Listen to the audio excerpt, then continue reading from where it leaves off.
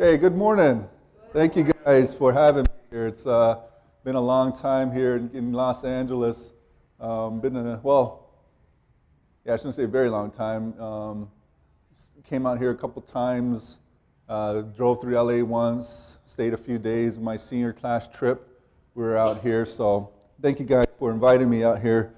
I'll give you a presentation of a little bit about me and how I got into ministry, but also the work that we have done on the Apache field and what we want to continue to do, not only on the Apache field, but on other places as well. Okay, as you can see, it's established in 1893 on the southern reservation, and I'll show you some of the maps here of southern and northern. I'll be kind of going back and forth, southern Apache and northern Apache reservation. This is Gwa. That's an Apache house. Some people still build it today. They don't live in it, but they just build it just for a reminder. But this was an Apache home a number of years ago. My dad turned 66 last month, but he remembers growing up and living in that. So, even 60 some years ago, they were still using that to live in. And believe it or not, this kept people warm during the winters, kept the rain and snow out, but they would build fires inside and still be able to ventilate it to where the smoke got out, not inside. So, yeah, pretty well designed. It's a gowan, which is a home, and it's made out of bear grass. The structure is either oak. They form an oak, and did the frame. And then they start putting these together, this bear grass. It's a very strong, like a cactus almost.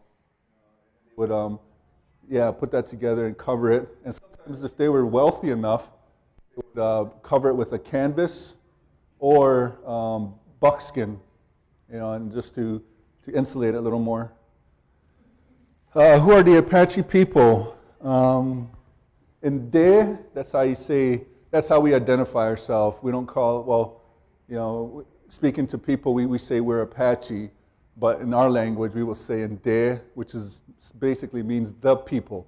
That's how we identify. It's pretty common. You do that across the United States. You run into people, other Native American tribes, and they'll probably call themselves the people, instead of, the Apache name was given to us.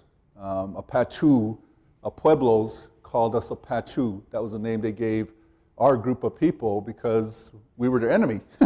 That's what it means, is enemy, Apache. And so we adapted it and identified ourselves as Apache, but we call ourselves Nde, the people.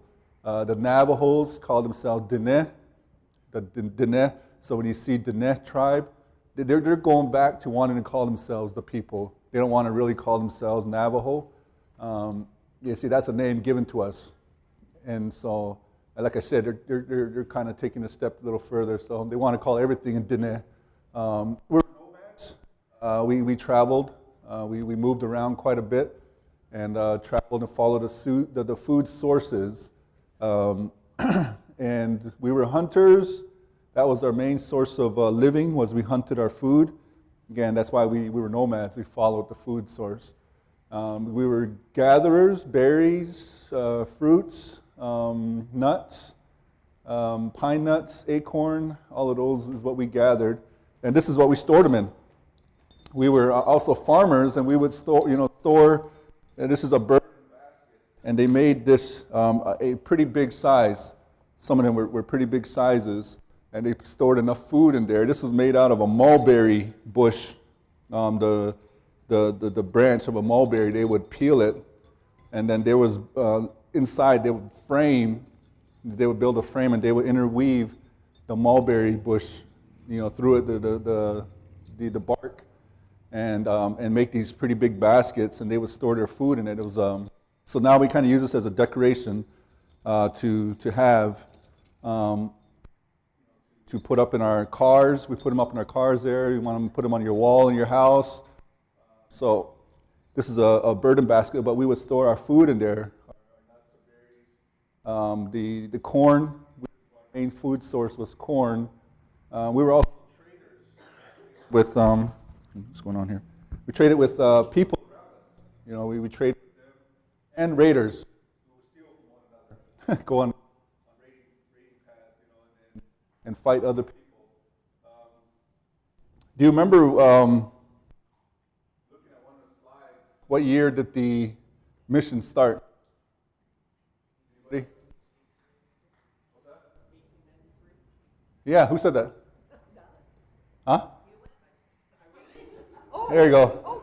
Yeah, you're welcome. You're welcome. Yeah. You can have that.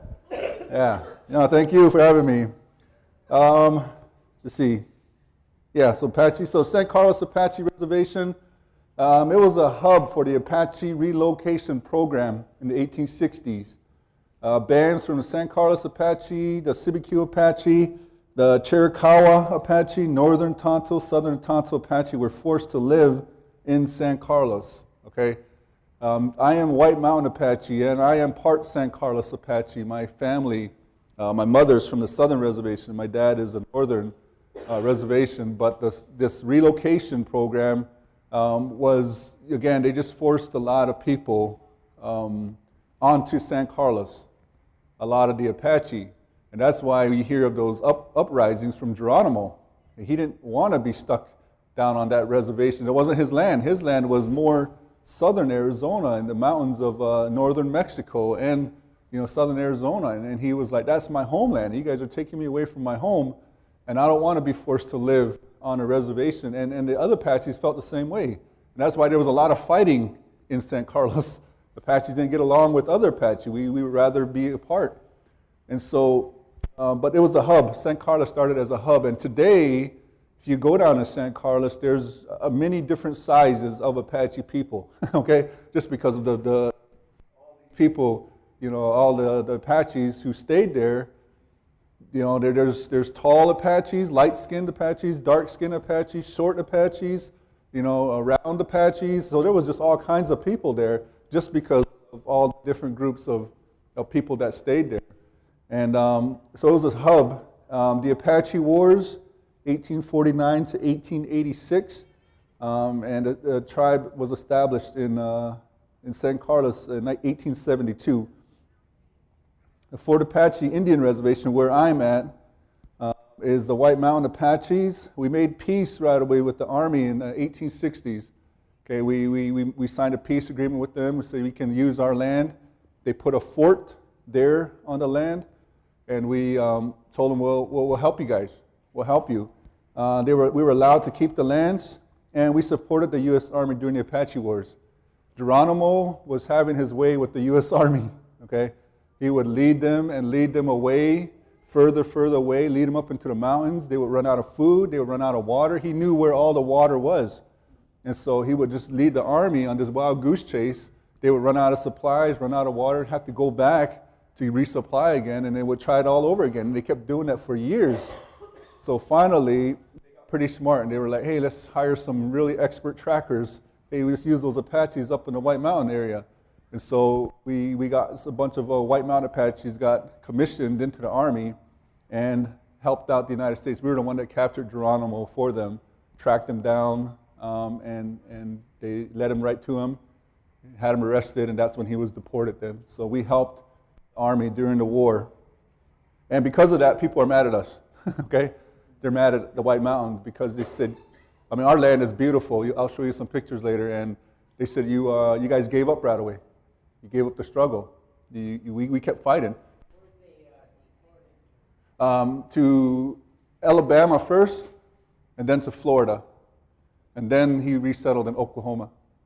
That's where his final, but he kept wanting to come back to the reservation in Arizona. But the Alabama, and then to Florida, and then back to Oklahoma. And apparently he was buried there. And the neat thing about Geronimo is, personally, the White Mountain Apache did not like him because he was a terrorist, really. He would take girls from tribes and would sell them, and steal them.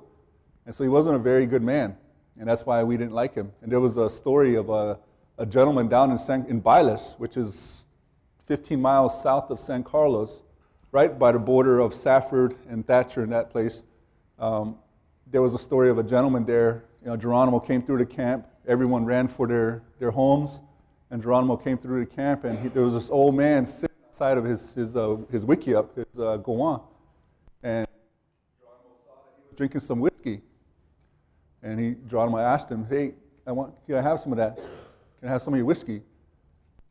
And the guy didn't even look up to Geronimo. He just said, "I don't share my whiskey with dogs."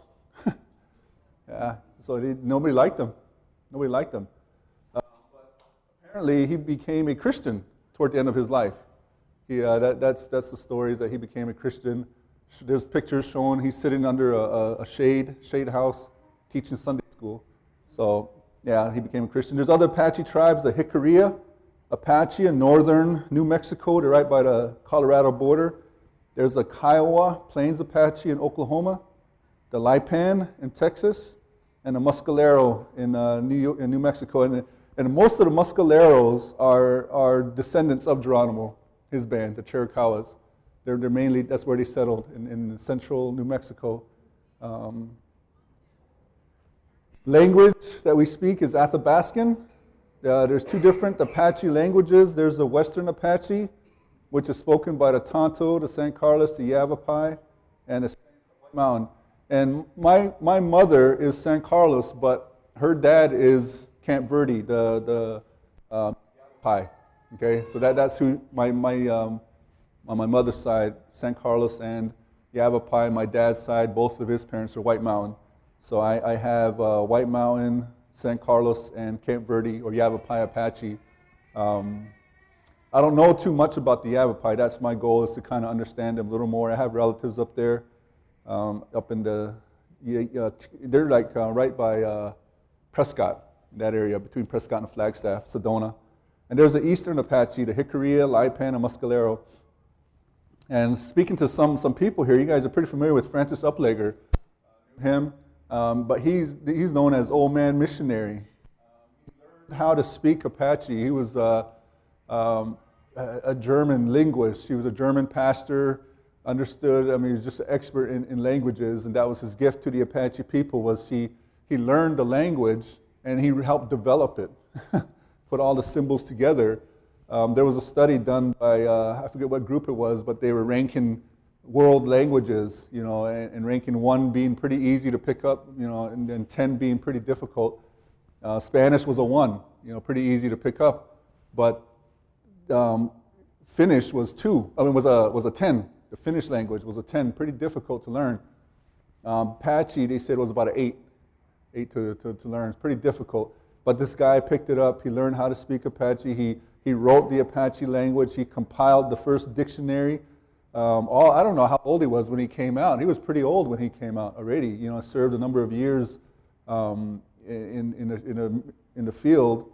But then he came out at a later age with his son Alfred Uplegger, and wrote the language. He wrote 25 hymns in the Apache language. He translated the Bible into an Apache, and he helped the San Carlos Apache with their constitution in 1931. So he did a lot of stuff for them. This is a Lutheran missionary, Francis Uplegger. I still hear stories about him today, so he did a lot for us on the field with our language. There's a clans. We kind of base ourselves into different groups of people, different clans, and usually it was just a demographic. If there were people that lived beside Cottonwood with the river run through it, they would kind of put that all together, saying that's my clan, that's where my people are from, is by the Cottonwoods with the river right in Apache language. But there's 4 distinct clans. Those are sub-clans. These are the main 4 clans: the Eagle, the Bear, the Roadrunner, and the Butterfly. Somebody want to give a shot in Apache, saying those names? Itzat. Itzat. Yeah, Itzat. That's how you say eagle. Itzat. Bear is Shush. Bear's the easier one. Shush. Okay? Shush. Roadrunner is Gushdia. Gushdia. And the Butterfly, that's mine. I'm Butterfly. Dule. Dule. But my Butterfly clan is San Carlos. Okay, it's San Carlos. So these 4 same clans are in the White Mountain area, but we take our mother's side.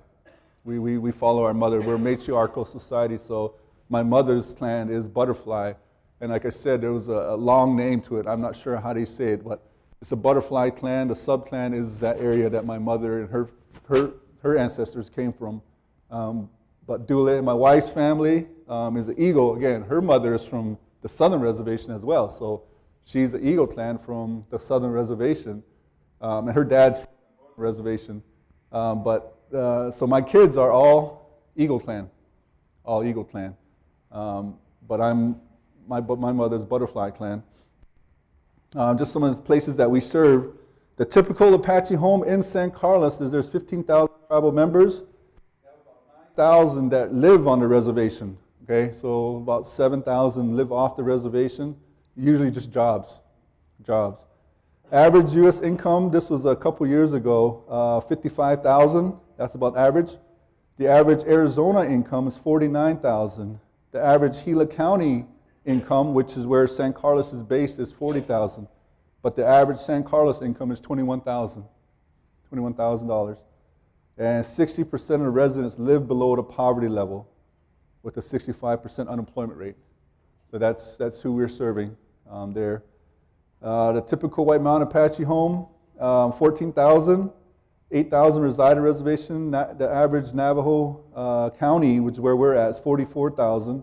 But the average White Mountain income is 20,000. 45% live below the poverty line with about 60%, and it fluctuates depending on season, 60 to 80% unemployment. So you can see the poverty line, I think is, about that, about 20,000, I believe. That might be poverty line. And this is, I'll give you some pictures of the tribe. Okay, this is Sibique, Yosemite Lutheran Church. That's Sibique. That's where I serve there in Open Bible in Whiteriver. Beautiful church, the biggest one, I believe. We fit about 300 in there. We can squeeze about maybe 400 if we wanted, but about 300 comfortably. And there's a balcony in there, so that's the church that I serve. And we live on the other side of the building. That's the parsonage. And then this other congregation I serve, Shepherd in the Pines. And this McNairy was a sawmill. Was it was a big town at one time. It had its own theater, had its own grocery store, had its and there was many people there. And there still leave traces today. There's some African Americans there. There's some Hispanics there, some Anglos there, and some Apache, and they all melting pot all came together because it was a place where it was a logging industry brought people, so they had their own logging place, and so they built this church. I believe in 1941, I believe, and just to serve the community, and.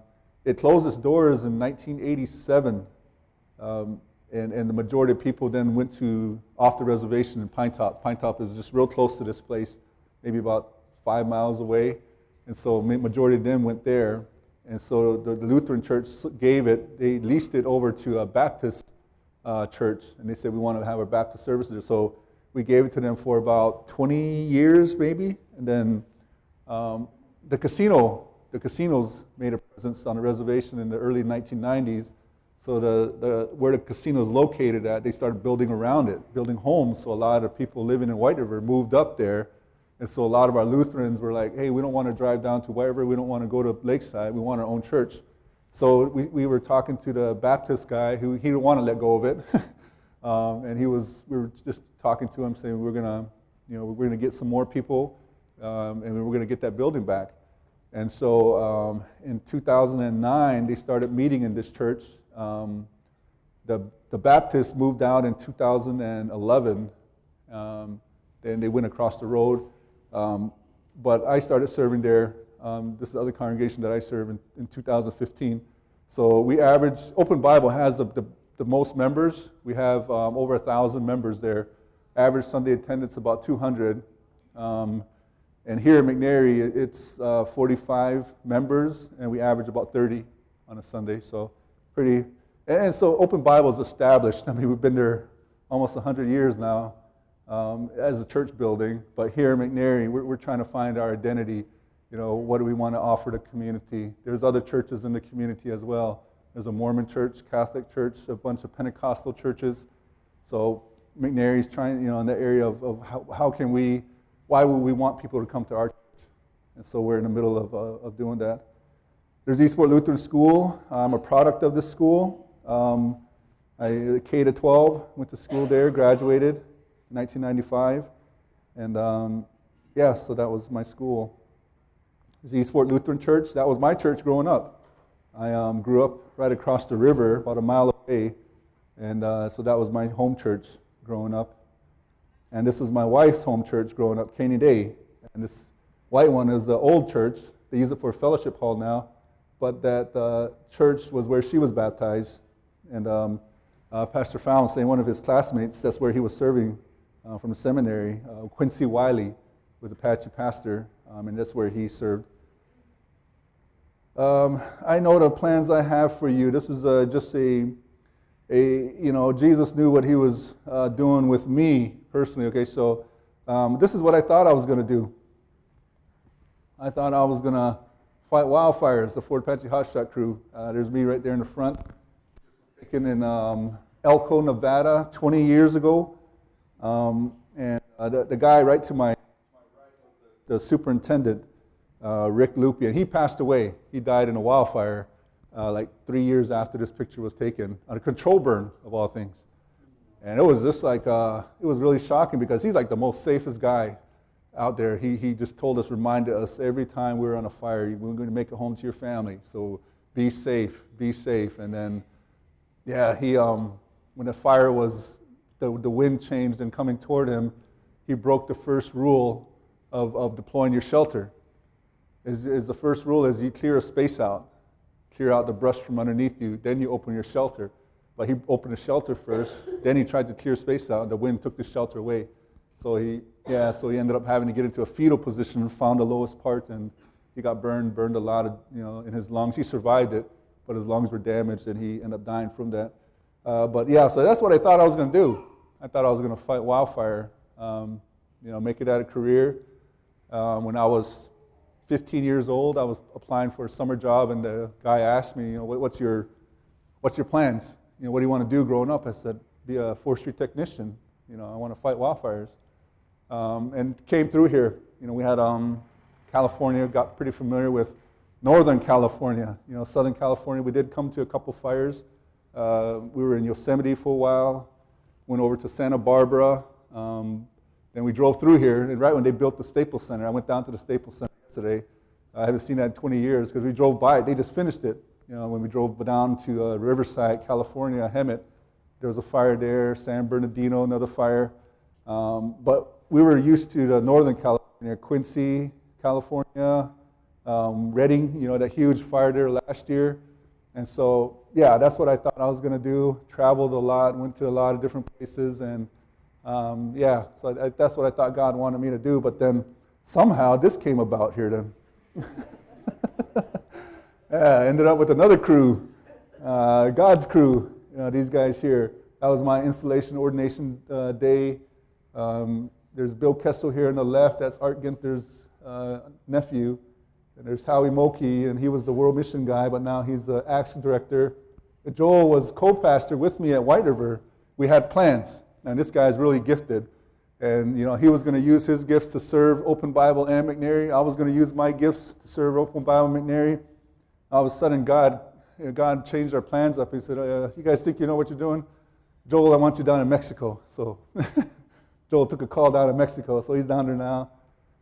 There's Gary Lupi, the other Apache pastors between us. Retired pastor Jerry Ditter, newly retired Bill, what's his name? Herman.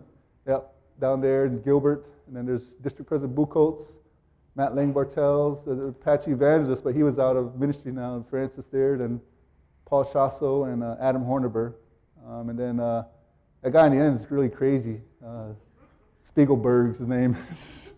He likes carrying around rifles and knives and hatchets and giving them as gifts to guys. So, that was my installation day, ordination. Somehow God said, I want you to be a pastor.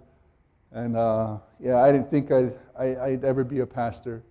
Growing up on a mission, growing up in school, none of the missionaries, none of the teachers, pastors told me I would be a pastor. None of them ever said, hey, you'd be really good. Why don't you go back to the seminary? Nobody said, why don't you go back to the Midwest to become a teacher, pastor? Only one person told me that. Do you know who that was? The cook. Yeah, the cook. She looked at me in line one day. She was like, you know what? You could make a good pastor. You know. So yeah. So encouragement comes from everywhere. But yeah, I mean, the Apaches are considered. I mean, the Apaches look at a missionary, look at a pastor, and say that person is holy. That's a holy man right there. So they have a lot of respect for pastors, for teachers. And growing up, I had that in my head. You know, I'm like, I'm not holy. I'm not like these guys. These guys are different. And so that's why I never thought I'd be a pastor until I ran into this guy here, this little guy here, Rick Lowen. He was a youth and family minister on the campus. After I graduated, that's when they called him to be a youth and family staff minister position. And he was working a lot with the youth and some work with the families. And but when I left Eastwork, I graduated. I got married right away that year.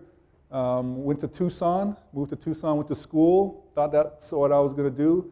Worked, came back for the summer, worked a summer job at 4th Street. Thought I was going to make enough money to go back to school. And then my wife called me one day at work and she said, we're going to have a kid. So yeah, his birthday's 2 days from now. Michael, our oldest, will be 23. And so he's, he was our firstborn. And so I'm sitting there trying to figure out, what I do. Do I stick it out and take on this challenge of going to school and living in the city, or take the other route and stay home and try to find a job here on the reservation, which again, 60% unemployment. They're not really hiring 19-year-olds with 1-year education.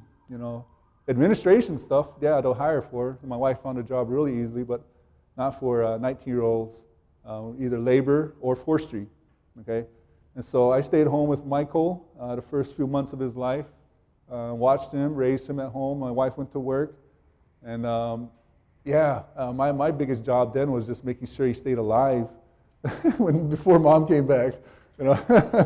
So I went to work, went to forestry, got a permanent job with them. And then the winter time got laid off, and then do it again in the summertime the next year, until I met this guy.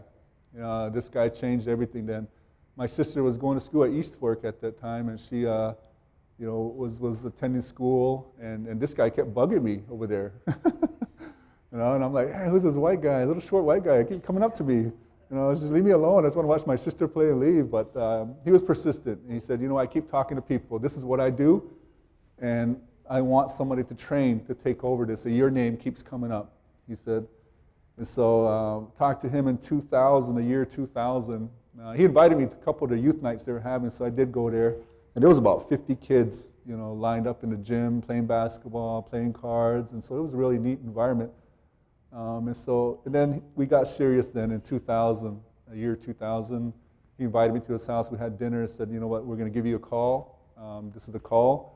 We want you to be dorm parents, run the dormitory. Oh, that's what my winter job was I actually worked in the dormitory there with some really pretty rough kids who were on their last strike, people who, that was their last resort. Either you finished this 8th grade, 6th, 7th, 8th graders.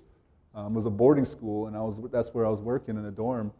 And they said, we're going to hire you as a dorm parent. You and your wife can run the dormitory. We're going to open up the high school is going to open up the dormitory.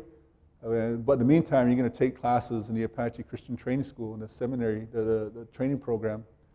And so I'm like, we talked about it, my wife and I, so let's go ahead and do it. So we accepted the call.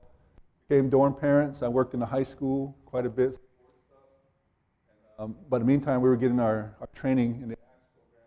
And we kept in contact with Rick. He's actually my son's godfather. That's how much I respect him. And now he's got a coach network, which Pastor Gab and I are in, cross-train. And so he just wants pastors to take care of themselves.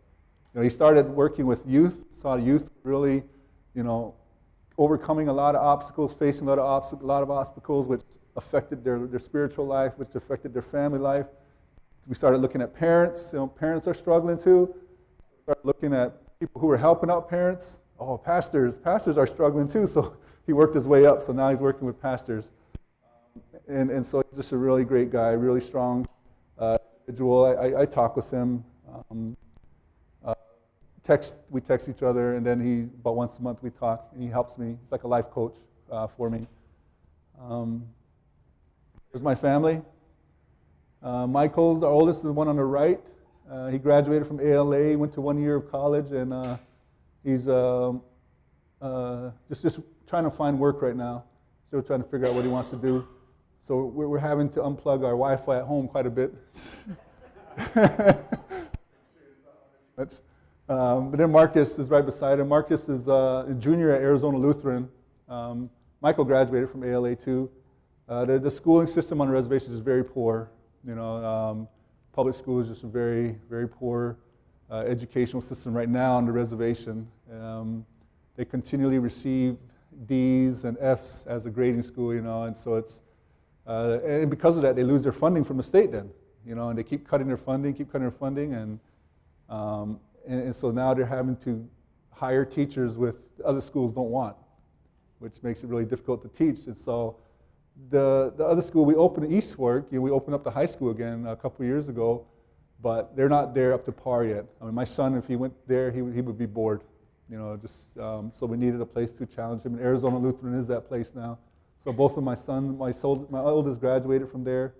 Marcus is a junior there now, and so they're enjoying it. And then our middle daughter there, Sherry, we met when we were at East Fork. We got married out of high school, and she's working for Kingdom Workers now. They have a position there in the field, and so she's doing that, working with a lot of families. Now I think they're exploring working with trauma on the reservation. There's a lot of trauma, so they're exploring ways that they can help families with that. Because Kingdom Workers is kind of reshifting a lot of their ministries, and so she's affected by that. So they're looking at because there's Builders for Christ, which she was really working close with, but now Builders for Christ is kind of breaking off, and so she's having to work with this other lady with some family ministry programs. A girl right next to her is Leah. Leah is our oldest daughter. She'll be 12 next month, and then Lindsay, the one right beside her there in front of Michael, she's going to be 10 next month. And there's Megan down there in the bottom. She's in Head Start now, preschool. She's 4. But Leah, we adopted her when she was a little girl. We wanted a daughter. We had 2 boys. We wanted a girl. Nothing was working until we got a call one day from Sherry's sister. And her daughter-in-law was pregnant, but it wasn't for her sons. It was another, they had a divorce. We're headed toward a divorce. And so the hospital called and said, your daughter-in-law left the baby up here. And technically your son is still the dad, because they're married. They're still married. And so the son, her son went up there to get the baby, and he just said, Mom, I can't leave the baby here. And so they just bring the baby down. So they did. So that's where Leah, we adopted her, and she's just she's a high energy girl. And she started to, we told her she's adopted last year, finally told her, she was kind of connecting the dots, just saying, hey, you guys' hair is all straight, mine's curly. Why do you guys, I'm a little darker than you guys, why are you guys, lighter than me? And she was telling her friends that, I think I'm adopted, so the friends were talking to us. And so we sat down and told her, and she took it hard at first, but now and we just told her, you know what, our biological kids, we didn't have a choice with them. God gave them to us, but with you we did, and we chose you, so we love you. And she's a very, just a gifted athlete, she's just very gifted, very fast girl. So, so that's my family there. Got a lot of birthdays coming up, 3 birthdays in the next couple weeks. So this is our reservation, Arizona. You have the San Carlos tribe down here, and there's a river that divides us. This is the Salt River that divides our reservation from each other, and we're going to take a look at that. 1893, the first Wells Mission. That's Peridot, back a long time ago. The church is up there on top. And this is the, that's a house. Sarah's brother lives right here on this side. He got his trailer in there. But that was, I can tell it was a long time ago. And that's the pastor's office on top, and the school's up behind the pastor's office up there. The San Carlos Reservation is Prickly Pear Bush. One of the early schools was the Peridot Mission. Today they have quite a bit of students now. They have a really good staff, but that was one of the first students, this classes that they had. And the mission began here in 1893. Last year we celebrated 125th anniversary. That's where the celebration happened. I was there inside the church. That's the church down there. And this necklace here is actually Peridot. It's this rock. I mean, this is a gift from my mom and her sisters. They gave it to me at Christmas a couple years ago, but they have a nephew who does a lot of artwork in necklaces, and so they had this design for me. So Peridot, this is what Peridot is. A lot of this rock is found in that area. There's Grace Lutheran Church. In the background, you can see the old church. The old church is in the background, the old Grace Church. This is a newer one. This was made about 15 years ago, I believe. Here's down in Baez. We have 3 churches down there and 1 school. And they just restarted their training school now. So they got the training that they're offering that we offered on the northern reservation. They're doing that now on the southern reservation. And it's well attended. I think they have students right now taking classes. And they're training 2 right now to become pastors down there in the southern reservation. So two young guys to be Apache pastors, a couple of evangelists to take on the track, and they're working with a couple of teachers to get them theologically trained.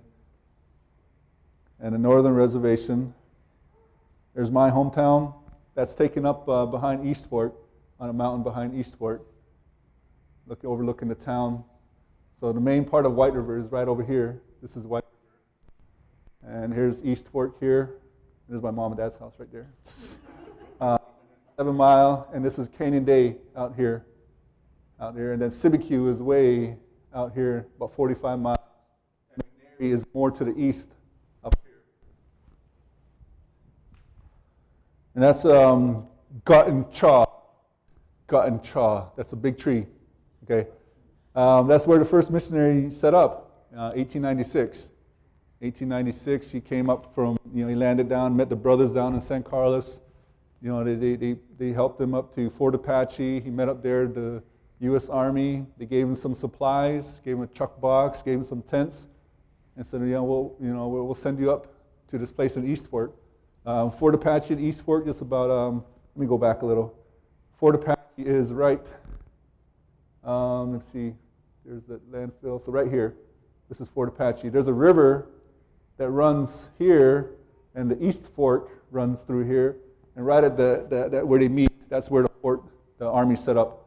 And they said, we need water, so that's where the army post was, and that's where that man came, Paul Meyerhoff, and set up his tent there under that tree, got ready, and then that's where he started sharing Jesus with people, then with the Apache people. And they had a boarding school in Bible, that's where I serve, and this was taken, they built the church, they finished the church in 1921. Okay, 1921, so this was probably right after that. There was a boarding school right up the road. Where the church is, it's a huge government compound.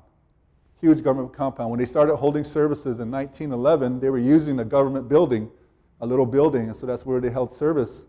And they secured funds in 1919 and started building church then. And they finished it in 1921, dedicated in 1922. So they had a huge government school right up the road, and so they would talk to the boarding school kids and share Jesus with them. East Fort Lutheran Schools, we got the Apache Christian Training School and the high school and the elementary school there. And this is our important program right now, the Acts. the ACTS program. That's our important school. That's our training school. That's where I went to school to get my staff ministry. I went into the staff ministry. After we were running a dormitory, we closed the dorm, just too expensive. And we met Rick. He secured funding for us to become staff ministers through Wisconsin Lutheran Child and Family Services. And that's who Rick was working for at the time. And then we started working with the school, closely with the school. But we were taking classes, here and there throughout the years.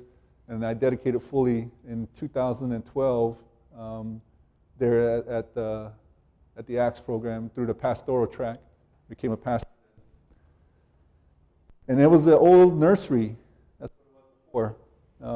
Before it was a nursery, some kids there, and that. But now it's the training institute for the Native American missions. And Pastor Moki is running that, and he, is working with both reservations, San Carlos and us up in Whiteriver. There's one of his classes. He was teaching classes at Open Bible. That's our parish hall there, and he came over to teach. And again, this is just important. We're trying to identify what separates, what do some of these pastors have in common? Like Pastor Lupi and I, the common thing that we have is Eastward. We both went through that system there. So we're trying to figure out, these guys that we're recruiting in our church that we want to become pastors and evangelists, what's the common, theme with them. And so East Work is it, Today they got, they have over 200 students now there, thanks to a tax credit program that the state of Arizona has. They're starting school with, they're assisting people who don't like the public schools to go over. You could go to private school. We'll pay for your school, your funding, and so that really helped out the school and created a lot of opportunities as well. A lot of challenges, but a lot of opportunities because we're getting kids who who are behind, have some behavioral issues. So it's kind of testing a lot of our teachers there at Eastport. That was when they were uniforms. They got rid of uniforms right now. So they're no longer, which my daughters love now. They're like, they want to wear the ugly green and blue and yellow, orange shirt. I get to wear what I want. So, but no skinny jeans, though, they said. No skinny jeans there. So this is our main focus going forward, is equipping. That's our goal. That's our niche or niche. Native American Christians to lead and serve. That's what our goal is that's our focus. We're going to equip them, train them, identify them, and okay. The three main areas that make it happen: the Apache Christian Training School, Native American Bible Institute to prepare pastors and teachers, evangelists, deaconesses, and then Sunday school teachers, church council, the leaders. Leaders are very important. Youth leaders, preschool leaders, the Bible teachers, home visitors, and then to take the gospel to other tribes. So we want to keep training people, identify them, get them through the program. And then our goal, we have a staff retreat coming up here in November in Tucson. We're going to lay out what our goal is for the next year. How are we going to make this happen here? How are we doing with our pastors, evangelists, our teachers? Our program overall acts, and then what places we want to go. We have identified a couple of them. Muscalero, they have no church there. There's some members that go to Las Cruces, which is an hour and a half drive for them. And so, and then the neat thing is that we have an old missionary, Paul Hartman. He has a house right by the reservation boundary line. So we're like, hey, can we stay at your house to do some ministry work over in the Muscalero reservation? And he said, yeah, sure, go ahead and do that. So that's one place we're possibly looking. Another place, again, is we had a presence on the Navajo reservation, but just funding back in 2001 had to cut some of the missionaries there, and so We want to explore that again. We still have a Wells Church in South Dakota on the reservation. It's just sitting there, empty, I think. So we're like, let's go up there too. So we're trying to find that. Now we have natives doing it.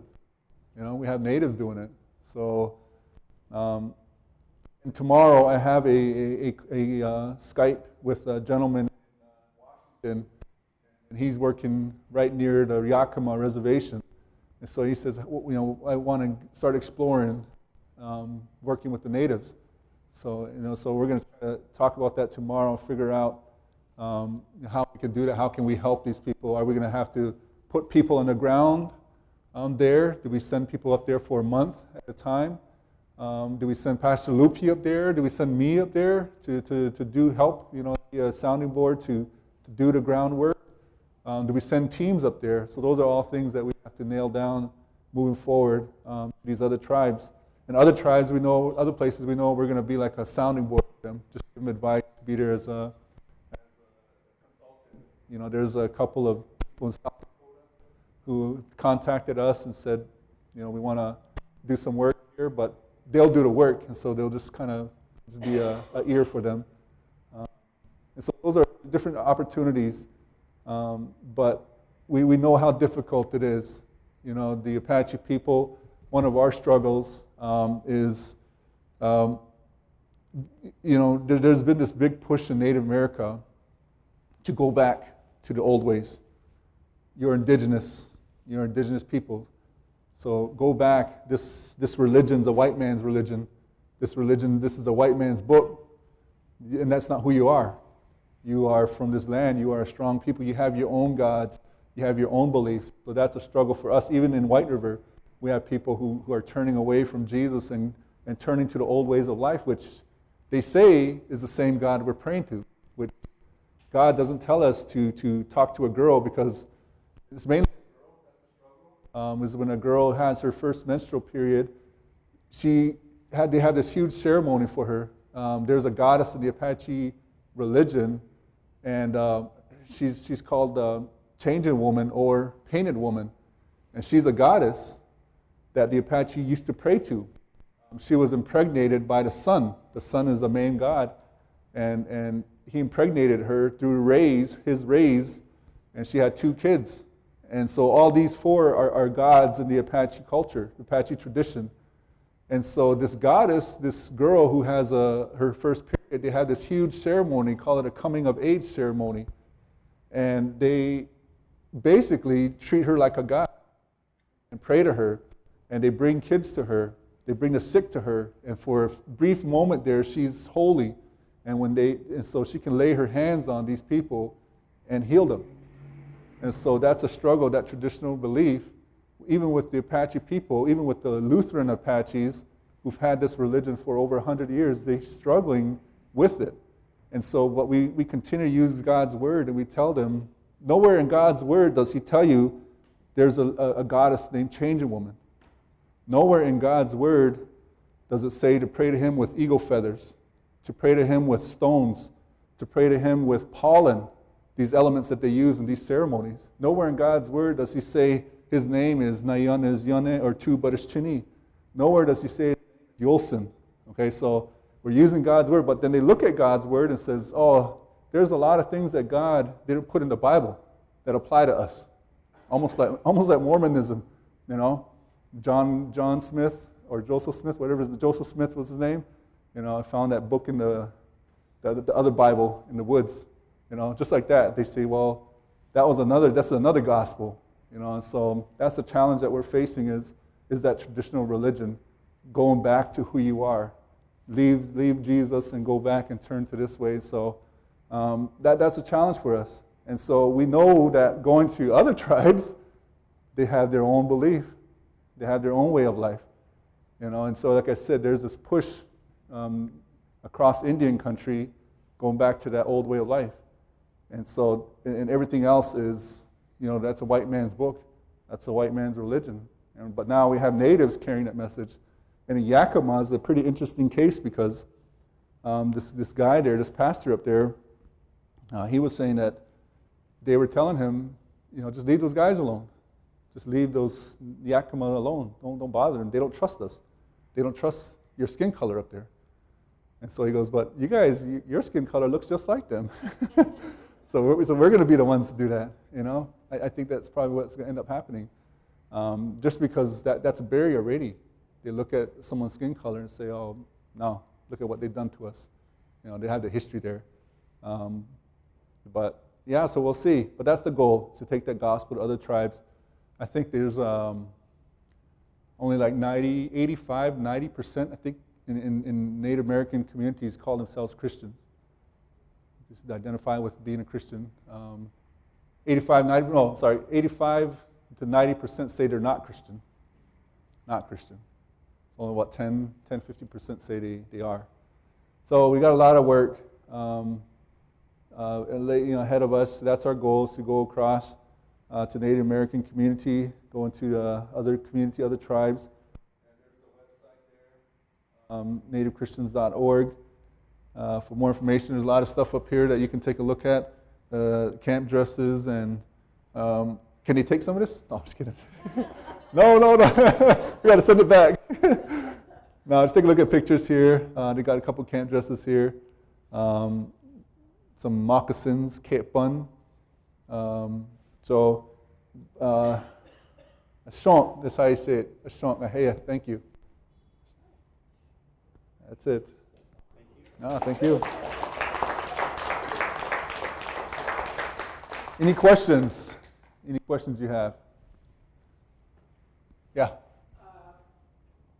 In hindsight, the way the U.S. government, going way back into the 1800s, in treating the Native Americans, what could have been done different? Here you've got unemployment at 60%, problems that don't exist throughout the country as a rule. Mm-hmm. There are problems. We had a way of life. We had a way of doing things. We provided for our families. We raided other tribes, so there wasn't like there wasn't any war or anything. We were doing that to other tribes, but they disrupted that. They took away a way that we provided for. We were hunters, and so they took our weapons away and said, we'll have you depend on us. So that dependency started right then. We'll give you food. We'll give you, corn. We'll give you this. You don't have to go hunting anymore. You don't have to go use your bow and arrows anymore. You don't have to go out in the mountains to gather anymore. We'll give everything to you. So they did that right away, kind of that dependent system they put on them, they gave to us, which continues today. It still continues today.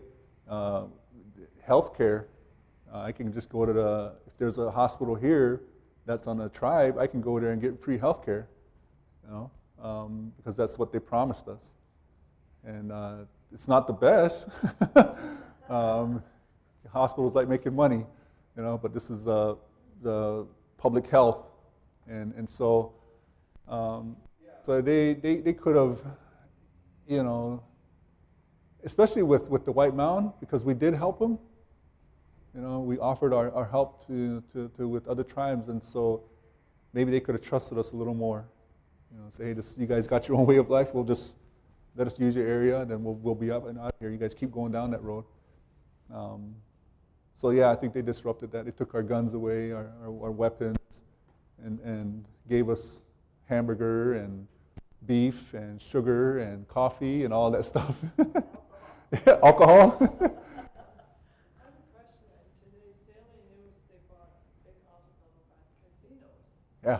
Here in California and all the types. Is that happening also? Yeah, good question. Thank you. One of the biggest thing I remember my dad working there was a logging industry. That was really huge in the 70s, 80s on the reservation. So that was what supported our economy, was the logging industry. They would hire workers to go out there, people to cut the board. So it was a big operation, and we would sell it then. And then, toward the end of the 90s, early 2000s, the housing industry really slowed down. Free trade, United States opened up trade with Canada and everybody else, which they bought their wood cheaper from, shipped them here. So that really slowed down business on the reservation. But the casinos came up. And so we do operate a casino on the reservation. It's right by the Pine Top border, so we depend on tourism to make sure that people come and visit that place. And we have a ski resort as well up in the mountains. We're at 5,280 feet is where Whiteriver is at. So the casino is at maybe 6,500 feet, so it's up in the pines. And then the ski resort's at about 10,000 feet elevation, the ski resort. So we do have that, but going back to the casino, that just operate. They give jobs to the community. They do put back into the community in different places. Giving money here to this business and giving money to this business, supporting businesses on the reservation. But as far as a monthly stipend, I don't get that. I don't get a. Only the chiefs. Nobody. Oh, nobody. Nobody. Not even the chiefs. Nope. Because I know people here, and they own Yeah. a casino. Yeah. And they live very high, Yeah. Indian, I don't know which tribe. Yeah, other tribes do that who have the luxury, we have 13,000 tribal members, so we have to pull in quite a bit in order to give out. Other tribes who are only having less than 1,000 members, they're the ones that are probably receiving the monthly stipend. And our casino is not wealthy at all. It does enough business to put back in the community, to give jobs to people, but as far as supporting everyone on a monthly stipend, I haven't received any check from the casino. I gave to them one time. I spent $20 there one time, but I got back my $20. So I didn't even. So You broke even. yeah, What is the addiction rate? Because this is gambling. yeah. I'm pretty sure it's pretty high. Yeah, it's probably pretty high. Then they are on welfare because they can't. Yeah, they lose their house or their car. Yep. Yeah, so they, but yeah, I know other tribes do give. I was just telling Pastor Gab, I remember there's an article that came out of Minnesota of this couple who ended up in divorce court. And this is how they know how much the casino was given the people, because it's all it's kept quiet. They don't want to air their business out in front of everyone. But this story came out because it ended up in court, which is public records. And so they found out this man, this was 7 years ago, they found out this man was getting $90,000 a month from the casino, a month, which is almost close to, what is that? I don't know what the math is. Almost close to $1 million a month. A whole year. And they said this, so now they were looking at the tribe and saying, and it's like a 99% unemployment rate there at that casino. Nobody was working. They're like, why do you work? You have almost $1 million coming to you free. Well, how about alcoholism and Yeah, drugs? that's very high. Meth, unfortunately, is really rampant on the reservation. Drinking is pretty high. I grew up in a home where alcohol was abused, and there was some domestic violence there, physical. Once my mom and dad started arguing, so I grew up in that environment. My wife did the same thing. Her mom passed away when she was 10, and so she was raised by her dad. But then her dad was like, I can't take care of this girl of mine, so he passed her along to her older sister. But in that home, there was drugs and alcohol.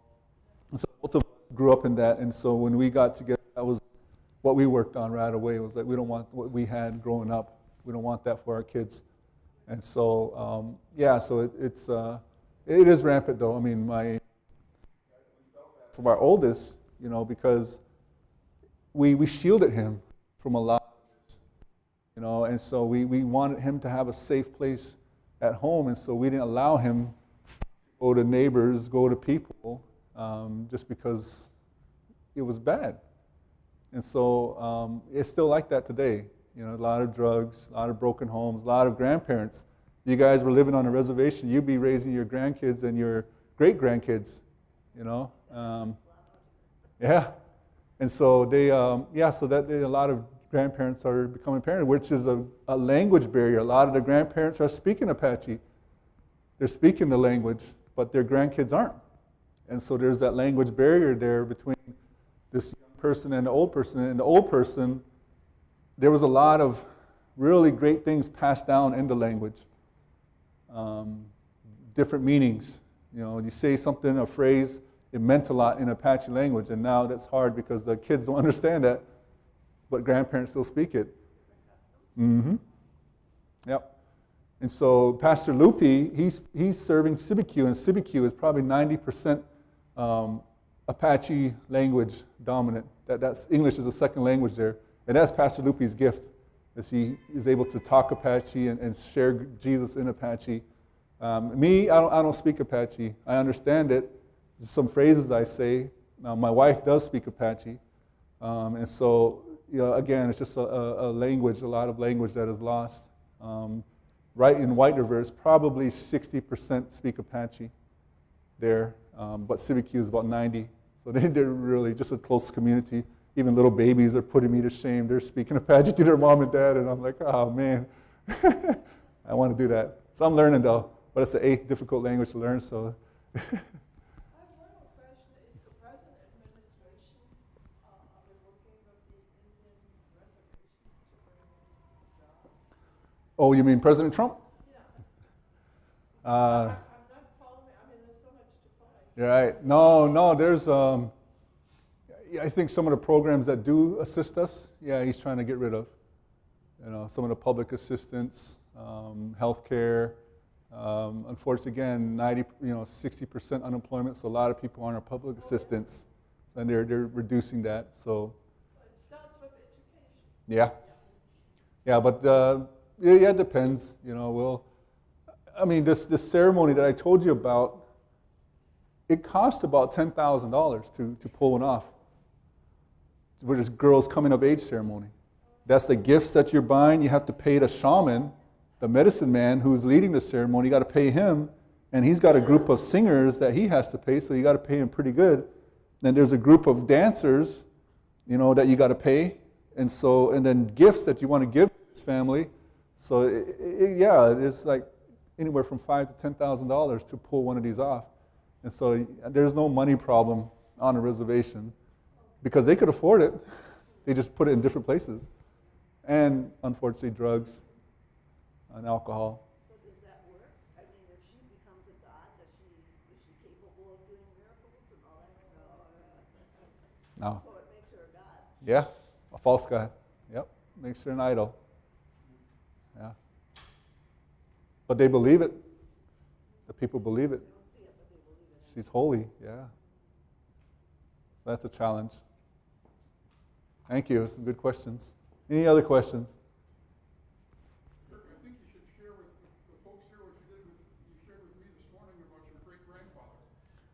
Oh yeah, thank you.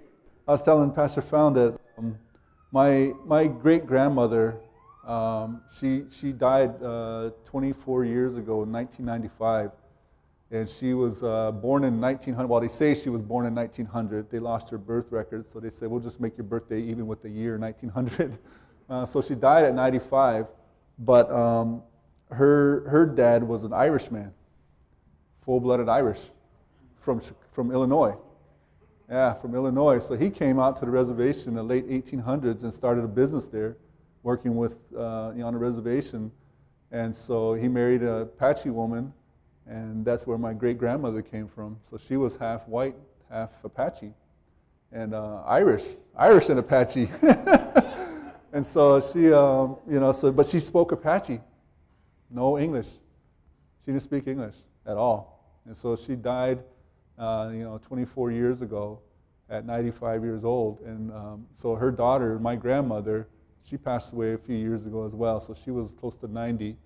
And my dad is 66. And so, I have a little bit of white blood in me, Irish blood, a little bit of Irish, 1/16. I don't know if that counts anymore, but I think the cutoff date is 1:30. The cutoff line is 1/32, I think. So I'm good. But so I just found out, that my great-great-grandfather was Irish last year. And I was on this path I was on his path trying to figure him out. I knew there was this white, Anglo in my family. And I got back to Springfield, Illinois. That's as far back as I got. But I didn't know if he was Dutch, if he was English, if he was German. Now I found out he was Irish. And I wear that Irish shirt proudly. I don't mind the Irish shirt. Yeah, I got the green stuff here. I told my cousin I was going to get him a shirt that says, "Kiss me, I'm Irish," But yeah, so, that's, so I got some Anglo blood in me, and from Ireland. I'm still working my way back in that, trying to figure it out. But that was pretty neat to find out. Just some people knew. And I talked to Pastor Gunther quite a bit. I worked with him. And that's how, I kind of found out a little more about, that's how I got back to Springfield, Illinois, was Pastor Gunther. Pastor Gunther said, because I asked him, do you know who Thomas Elkins? No, my great-grandmother's name was Amy Elkins. I said, do you know anything about her? He goes, oh yeah, her dad's name was Tom Elkins Sr. And my dad buried Tom Elkins Sr. He also buried Tom Elkins Jr. See, Tom Jr., my great-grandmother's brother, he was 15 working out in town one day, and he got struck by lightning. He died, 15 years old. So my dad did his funeral, he said. Him and another Apache kid out there working. And so, yeah, thank you for that. Yeah, it's Irish. One more question. How is the integrating into teaching from society? I mean, you say, you're married to Yeah. another tribe. No, It's not an issue. No, we have some, Hispanics, intermarried into the tribe, some reservations in on Phoenix, Gila, the Salt River, the Papago, the Tuana Odom, the Navajos, Hopis. So we got a mixture in our congregation. Some Anglos and African Americans. So there's no law against it, nothing like that, no taboo against it and things. So we're pretty open to it. They just don't want you to marry your cousins. So, what clan are you? You can't marry your own clan. That's why I'm butterfly. My wife's eagle, so we're good. They both fly. Yeah. I think maybe people here, most of them know that Pastor Bosted, who used to be in Torrance, is now Yeah. serving in one of those that you Yeah, Canaan Day Eastward. That's where Pastor Bosted is serving, living on the Eastward campus.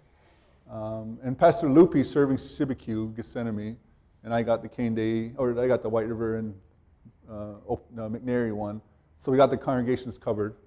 And there's a little preaching station in Cedar Creek, and that's what Pastor Lupi does. Has 8 a.m. services there, then he drives to Sibique for 10. So we got that covered. And down on the San Carlos Reservation in Bible, Pastor Dietrich's his name, Joe Dietrich, he's down there. And San Carlos, apparently I got a new pastor right out of seminary, Pastor Leistico. And he's down in San Carlos and Grace and Peridot. And Pastor Rautenberg, Sarah's brother's down there too. He's a field coordinator, so he's helping us put together all this plan so we can go out and share Jesus. And so he's carrying a lot of weight, so if this fails, we get to blame him. He's the asshole. Only if it's one person. You get one person to trust in Jesus, all of heaven rejoices. So we want to tell a lot of people, we want heaven rocking here.